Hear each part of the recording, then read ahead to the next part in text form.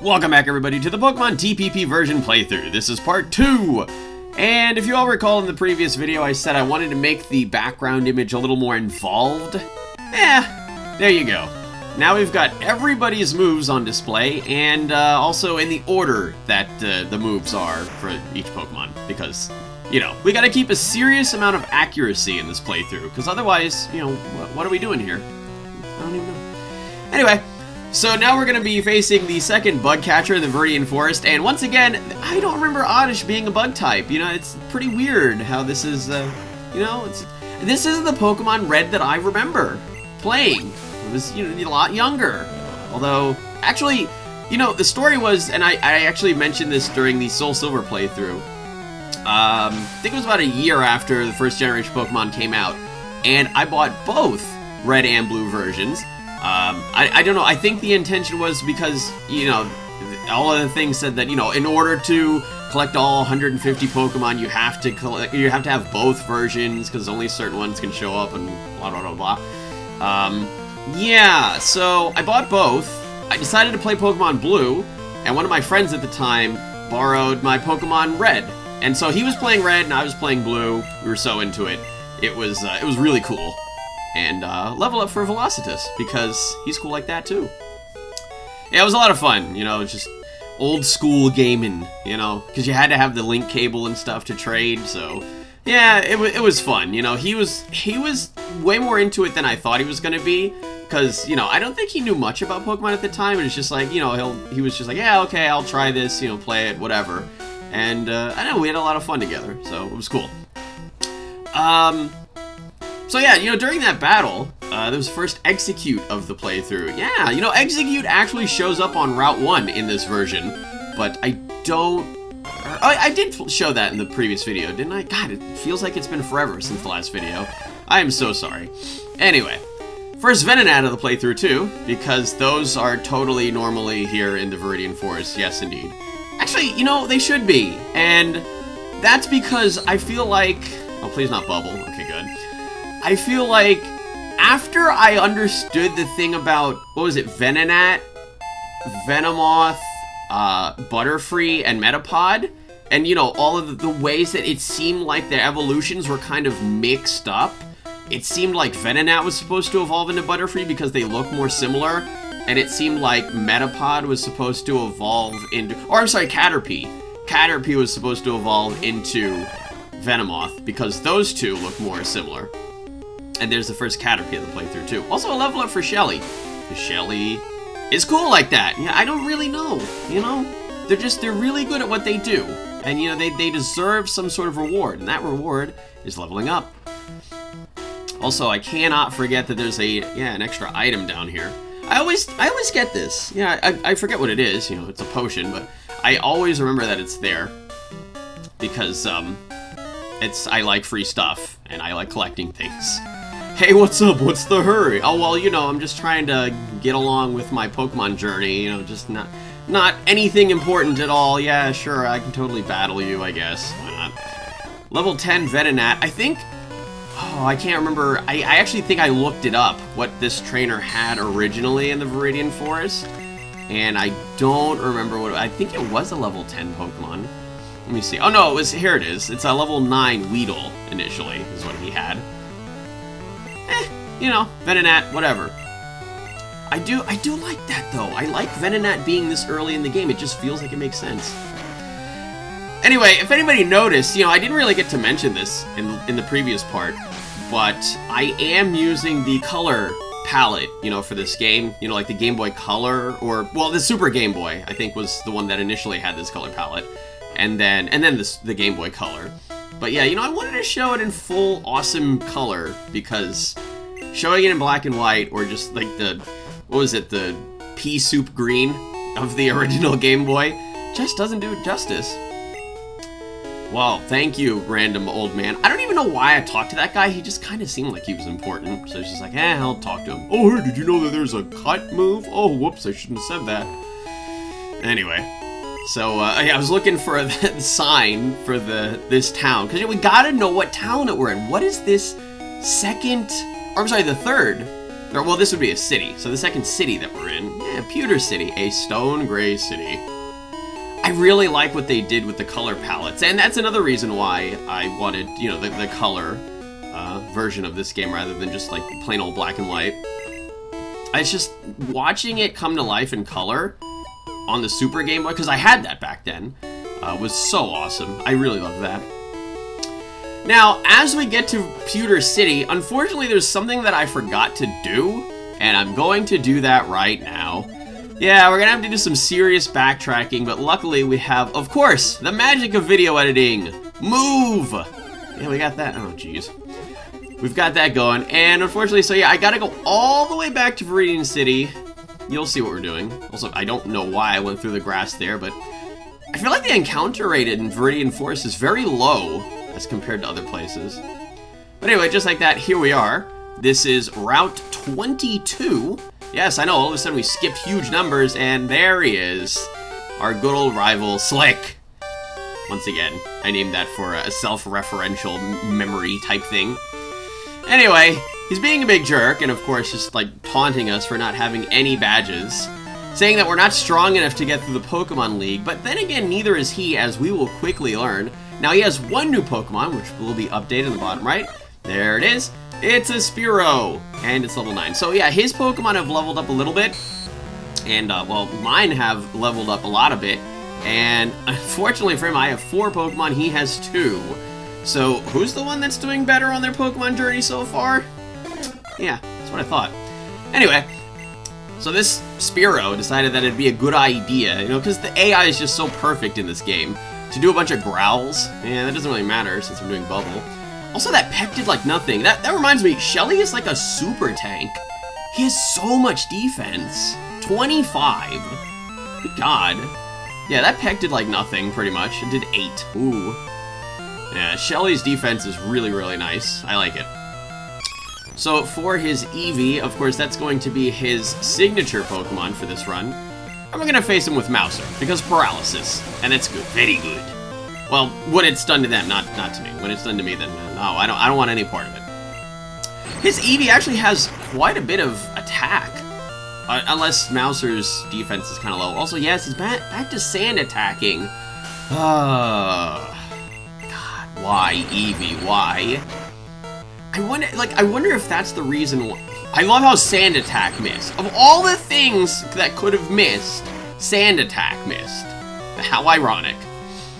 I wonder if the guy that made, you know, this ROM hack specifically chose Eevee because of the Sand Attack, just to frustrate and infuriate the people that were playing this in the Twitch Plays Pokemon channel. I almost said chat. I like how he's missing like more than I am, and he's the one doing Sand Attack. Good job, game. Game's on my side this time. All right, that's another loss for him. Okay, yeah, lucked out. Delusional as ever. Many tough trainers. I have to figure out how to get past them. He's just gonna like sneak past them and just not battle them, because you know he's a big jerk and he's just gonna take the easy way out.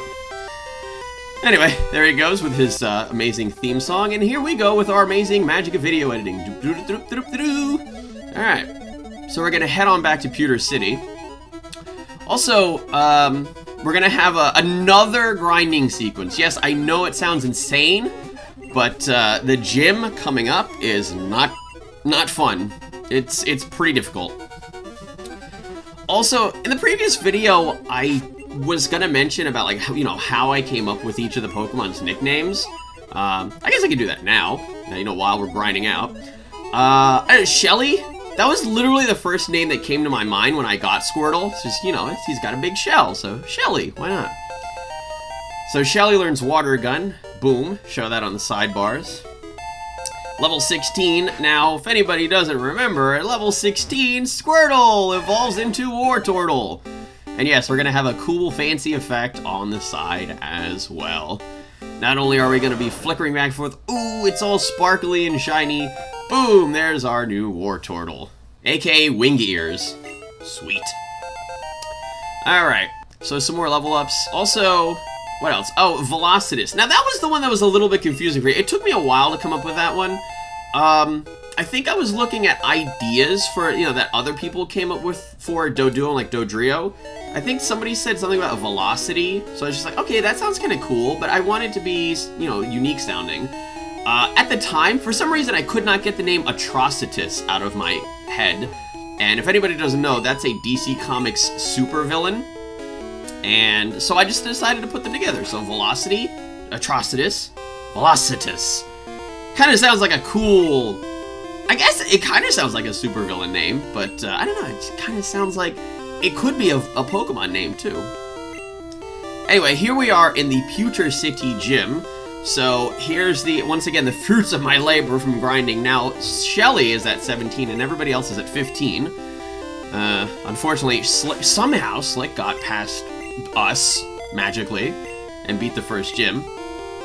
Now we're also going to do a little bit of a team swap here. I mean, or an order shift, I guess, a shift in the order. And yeah, you know, that's reflected on the side too, because, you know, again, I really wanted it to be way more involved. So that's why I put the moves there. Did the whole cool evolution thing, you know, there's the rival team, just, you know, I'm going all out with this one. I really wanted to. So this guy, actually, in this version, he has a Kabuto, and another Pokemon that's very similar to Kabuto. I wonder what it could be. Acid Reflux, getting that 4 times damage in. Yeah, it's Ammonite. Praise Helix. It's Ammonite. I can imagine that when they got to that. Oh my, I can't believe he just lived. When they probably got to that in the Twitch Plays Pokemon channel, when they got to this battle, they must have all just spammed like Praise Helix and the Helix emote. If that was around then, I actually don't know. But yeah, that's it. That's it for him. I always liked Ammonite a lot more. Light years isn't time, it measures distance. God. That specific trainer must have came up like a million times when anybody talks about Generation 1, like jokes and stuff. That guy. Anyway, so already, just the second part into the playthrough, we are already facing the first gym leader. Here we go! It's gym battling time. With good old Brock. Of course, he looks slightly different here than in the show, because he doesn't have a shirt on for, I don't know what reason. I guess he's just kind of, maybe he's trying to look like Bruno. You know, maybe he is actually trying to be like Bruno, you know, the next Bruno or something, you know, who knows. Anyway, so we got Acid Reflux out, getting that 4 times super effective damage and a critical on Onyx. That's another level up for Acid Reflux. He's doing very well for himself here so far. Now, Brock, in this version, instead of having Geodude and Onyx, he has Onyx and Aerodactyl. Good God. Yeah, this Aerodactyl is very scary. So I wanted to do... He has Wing Attack and Rock Slide. I think something else. Probably Bite, maybe? Oh, of course that was a crit. Thunder Wave for this Aerodactyl. Now, I could have actually fought him as Mouser. Probably. I wasn't actually sure. I wasn't too certain on Mouser's abilities, so I decided to pull out Shelly. And of course, in this version, Brock has a full heal ready to go. Well, there goes that idea. So we're just gonna have to out-damage him here. Another critical hit! Plus the, 2 times, that's right, yeah, 2 times super effective damage on Aerodactyl, and I think that's gonna do it. Wow. Yeah, that grinding, that training definitely worked itself out. But yeah, these Pokemon are way higher than in Red and Blue originally. And that's it. That's it for the first gym. I cannot believe it. I love my team, seriously. Oh, and then also, after we get this badge, yeah, we got League badges now on the sidebar. Because, you know, of course it wouldn't make sense if I didn't have that ready to go. What do you think I am? Some guy that doesn't take his videos very seriously? I mean, come on. Alright, so we get a free TM from Brock. A League badge get! And my Pokemon are awesome. You know, just throwing that out there. Alright, so a little bit of talking to Brock while I explain the other 2 names. Well, we already know what Mouser was from. You know, that was from Super Mario Bros. 2. I came up with that because I looked up, you know, Pikachu. Turns out he's the mouse Pokemon, just like Raichu and a couple other Pokemon, I can't remember. And so I figured, hey, Mouser, I'm the Mario Master. It works itself out. Also, I really don't like how useless the gym guy in the front is in this generation. He really just gives you nothing and helps you very little. But he does give you, words of encouragement. So that's pretty cool of him. And last but not least, we got Acid Reflex. That one, like I said, it took me a while to come up with that one. I was bouncing ideas around in my head, like with Poison, or, like with the Bellflower that, Bellsprout and its evolutions are based off of. Then, I was reading the Pokedex info, and it turns out, it's starting from Weepinbell.